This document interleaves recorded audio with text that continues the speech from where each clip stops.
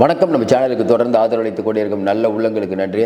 அதாவது கமலாலயம் பிரச்சனை, பிஜேபி பிரச்சனை அப்படின்னாலே மக்களுக்கு ஒரு ஆர்வமாகுது. ஏன்னா பிஜேபி வளரக்கூடாது, ஆனால் வளர வச்சிட்ருக்காங்க. அப்படிங்கும்போது எல்லா மக்களுக்கும் திராவிட இயக்கத்தில் இருக்கக்கூடியவங்களுக்கும் ரொம்ப பிடிச்ச வார்த்தை அண்ணாமலை. ஒரு காலத்தில் அண்ணாமலையை நிறைய பேர் உடன்பிறப்புகளுக்கு பிடிக்காது.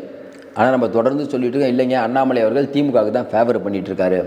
அவர் சாட்டையால் அடித்ததுலேருந்து ஆரம்பித்து பார்த்தீங்கன்னா அவருடைய கேரியரில் நிறைய திமுக ஹெல்ப் பண்ணுவார். இப்போ நம்ம ஈஸியாக புரிஞ்சுக்கலாம். இப்போ நடக்கக்கூடிய சம்பவங்களுக்கு யார் காரணம்? அமித்ஷா அவர்கள் வெளிப்படையாக எடப்பாடி தலைமையில் சொல்லிட்டார், இல்லைங்க இங்கே பிஜேபி ஆட்சி அமைக்கணும்னு ஒரு பிரச்சனையை கிளப்புவது யார்? அண்ணாமலை. ஏன் அந்த பிரச்சனையை கிளப்புறார்? என்னென்னா மோதிப்பார் தொட்டுப்பாருங்கிறாங்களா, அதுதான். அப்போ அண்ணாமலை அவர்கள் இவ்வளவு தூரம் அமித்ஷா சொன்னிட்டு போனதுக்கு அப்புறமும் தமிழிசை அவர்கள் எத்தனையோ ப்ரெஸ் மீட்டை பார்த்துருப்பீங்க. இப்போ என்ன சொல்கிறாங்க? என்னங்க அண்ணாமலை இப்படி சொல்கிறாருன்னா அதோடைய சொந்த கருத்து. ஒரு கட்சியில் ஒருவருக்கு சொந்த கருத்து இருக்க முடியுமா? கொஞ்சம் யோசனை பாருங்கள். எப்படி சொந்த கருத்து வரும்? திமுகவில் யாராவது சொல்லிட்டு சொந்த கருத்துன்னு சொல்ல முடியுமா? அப்போ என்ன நடந்துட்டுருக்குது? தொடர்ந்து நம்ம சொல்கிறோம், அண்ணாமலை அவர்கள் இந்த கூட்டணி எப்படியும் உடையணுங்கிறதுக்காக வேலை பார்த்துட்ருக்காரு. சார் இது நம்ம ரொம்ப புரிஞ்சுக்குமா, ரொம்ப கஷ்டம்லாம் பட வேணாம் சார். சபரீசனுக்கும் அண்ணாமலைக்கும் தொடர்பு இருக்கா? அரசியல் முரசலாக இருக்குது. சரி, இல்லைன்னே வைங்க. அண்ணாமலை என்ன நினைப்பார்? இப்போ இந்த அளவுக்கு அவர் பேசிகிட்டு இருக்கிறதுக்கு என்ன காரணம்? இதுக்கு முன்னாடி பிஜேபியில் இருக்க யாராவது இப்படி பேசுனாங்களா? கொஞ்சம் யோசனை பாருங்கள். தமிழிசை அவர்கள் நாடாளுமன்ற தேர்தல் முடிஞ்ச உடனே அதிமுக பிஜேபி கூட்டணி ரெண்டு வந்திருந்தால் ஓரளவுக்கு ஜெயிச்சிருப்போன்னு சொல்ல போக என்ன மீறி பேசுகிறாங்க ஜி அப்படின்னு சொல்லி அமித்ஷாவை கண்டிக்க வைத்தாரா இல்லையா தமிழிசையை? ஆனால் இன்றைக்கி அதே தவறை அண்ணாமலை பண்ணுறார். அவருக்குன்னு ஒரு வார் ரூம் வச்சுக்கிட்டு இன்னும் அவர் திருத்திக்கவே இல்லை.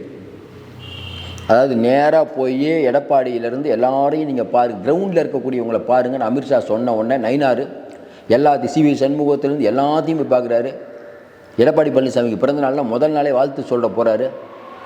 ஆனால் இதை கெடுக்கும் விதமாக அண்ணாமலை தொடர்ந்து பண்ணிகிட்டு இருக்காரு. இப்போ வெளியில் இருக்கக்கூடிய விவாதம் என்ன? திமுக கூடிய பேசும் பொருள் என்ன பாருங்கள். அதிமுக கூட்டணி நிலைக்காது, அதிமுக பிஜேபி கூட்டணியில் பிஜேபியும் உள்ளே வரப்போகுது, என்டிஏ ஆச்சுன்னு சொல்கிறாங்க.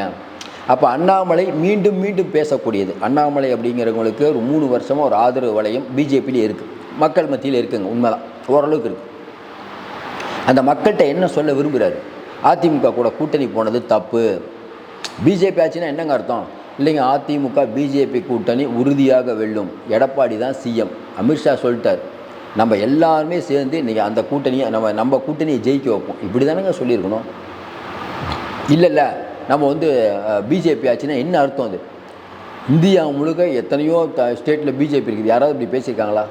சரி, அண்ணாமலை இப்படி பேசுகிறதுக்கு என்ன காரணம் அப்படின்னா சில பேர் சொல்கிறாங்க, இல்லைங்க அண்ணாமலை அவர்கள் அவருடைய விழுதுகள் இவங்கெல்லாம் பல, ஏன்னா நம்ம இன்னொன்று யோசிக்கிறோம், அண்ணாமலை உண்மையிலேயே பணம் வாங்குவாரா? இப்போ பெரும்பாலும் மக்களுக்கு பார்த்தீங்கன்னா அண்ணாமலைலாம் பணம் வாங்க மாட்டார், அவர் ஏமாற்ற மாட்டார், ஏன்னா நல்லா வெளிப்படையாக பேசுகிறாரு, எல்லாரும் எதுக்குறாரு அப்படின்னு நினச்சிட்டு இருந்தவங்க கூட நாங்கள் அண்ணாமலை பற்றி தொடர்ந்து இந்த மாதிரி செய்திகள் வருதே. ஒரு செய்தி வந்தால் பரவாயில்ல, எல்லாம் ஏதாவது எந்த ஊடகம் நம்ம நம்பிக்கையான ஊடகம் நினைக்கிறோமோ, திமுகவை எதிர்க்கக்கூடிய ஊடகம் நினைக்கிறோமோ அந்த ஊடகத்திலே வருது. அப்படிங்கும்போது காக்கி மாஜின்னு போடும்போது என்னங்க இவர் பண்ணுறாரா அப்படிங்கிற சந்தேகம் இருக்குது. ஆனால் என்னென்னா இவர் பேசுகிறதெல்லாம் பார்த்தா அதிமுகவை குலைக்கக்கூடிய விஷயங்கிறது மட்டும் நமக்கு தெரியுது. இப்போ அல்டிமேட்டாக அமித்ஷா என்னங்க நினைக்கிறாரு? எடப்பாடி சிஎம் ஆகும், கரெக்டுங்களா? அதுதானே பிஜேபியுடைய கொள்ளம். இன்றைக்கி இருக்கக்கூடிய பிஜேபி தொண்டர்கள் எல்லாத்துக்கும் என்ன நினைக்கிறாங்க? திமுக வீட்டுக்கு போகணும். திமுக வீட்டுக்கு போனால் யாரால் போக முடியும்? பிஜேபி மட்டும் நினச்சா போக முடியுமா? பிஜேபி எக்ஸ்ட்ரா லக்கேஜ் வேறு, அதிமுகக்கு எக்ஸ்ட்ரா லக்கேஜ் தான் பிஜேபி. முதல்ல ஏன் எடப்பாடி கழட்டி விட்டு வந்துட்டார்? அவருக்கு தெரியாதா பிஜேபி எக்ஸ்ட்ரா லக்கேஜ்னு? ஒன்று வேணாம், அண்ணா நம்ம ஐயா சொன்னார், காலையில் எந்திரிச்சோன்னா பாரத் மாதா கே ஜெயின் சத்தம் போட்டு வந்தோம். இப்படி கிண்டல் தானே பண்ணுறாரு. யார் உங்களை வாவான்னு கூப்பிட்றா? அதிகாரத்தில் மேலே இருக்கீங்க. அப்படிப்பட்ட ஒரு கட்சி சரி கண்டிப்பாக 2026 29 திமுக இருக்கக்கூடாது ஆட்சியில் அப்படின்ட்டு அமித்ஷா இவ்வளோ வேலையை விட்டு ஒரு வருஷத்துக்கு முன்னாடி கூட்டணியை பலப்படுத்திட்டு போனால் கூட்டணியை பலவீனப்படுத்தக்கூடிய வேலையில் இவர் தொடர்ந்து பண்ண என்ன அர்த்தம்? அதிமுக பிச்சுக்கிட்டு போகணும், அவ்வளோதான் அஜெண்டா. அப்போ நம்ம வெளியில் சொல்கிறாங்களே, இல்லை சபரீசன் தான் பணம் கொடுத்து இந்த மாதிரி பேச வைக்கிறாரு அப்படிங்கிறது மக்கள் நம்புவாங்களா நம்ப மாட்டாங்களா? சார் அவர் கொடுக்காம இவர் பேசுகிறாருன்னு கூட ரைட்டு சார், மக்கள் நம்புவாங்களா நம்ப மாட்டாங்க. இது அண்ணாமலைக்கு புகழை சேர்க்குமா? இப்போ அதையும் விட ஒருபடி மேலே போய் அண்ணாமலைகிட்ட பெரும் பணம் இருக்கிறது, மேலே பிஜேபியே தன்னை நீக்கினா கூட தனி கட்சி ஆரம்பிக்கலாங்கிற முடிவில் இருக்கார் அப்படிங்கிற மாதிரி வரக்கூடிய தகவல் நம்ம யோசிக்கிறோம். தனி கட்சிலாம் அவர் ஆரம்பிக்க மாட்டாரே அப்படின்ட்டு. இல்லைங்க, ஆரம்பிப்பார். நம்ம நினைக்கிறோம் என்னென்னா அரசியல் எதுவும் நடக்கலாம். இப்போ அவர் என்ன நினச்சிட்டு இருக்காரு, அரசியலை தன்னுடைய எதிர்காலம் கேள்விக்குறியாகிவிட்டது.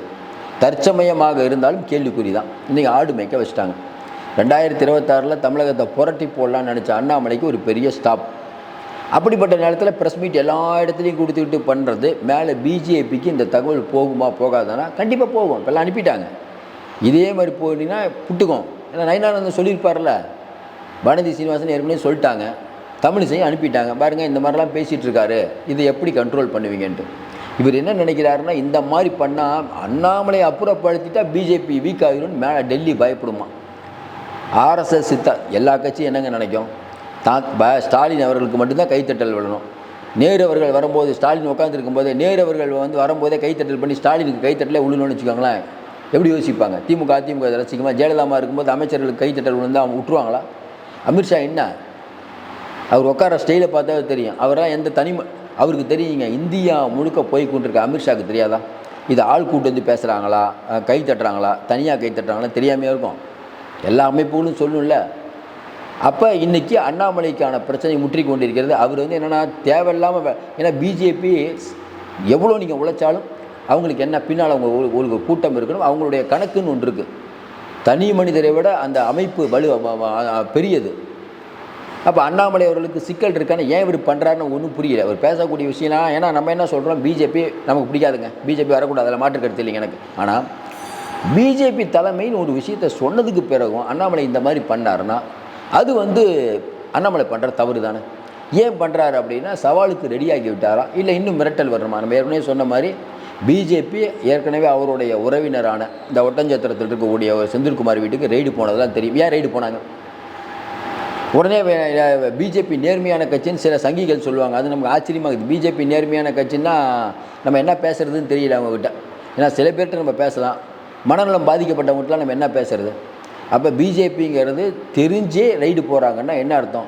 உங்களுடைய குடுமையை அவங்ககிட்ட இருக்குது. தேவையில்லாமல் இன்றைக்கி அண்ணாமலை தவறளித்து கொண்டிருக்கிறார் நம்ம நினைக்கிறோம்.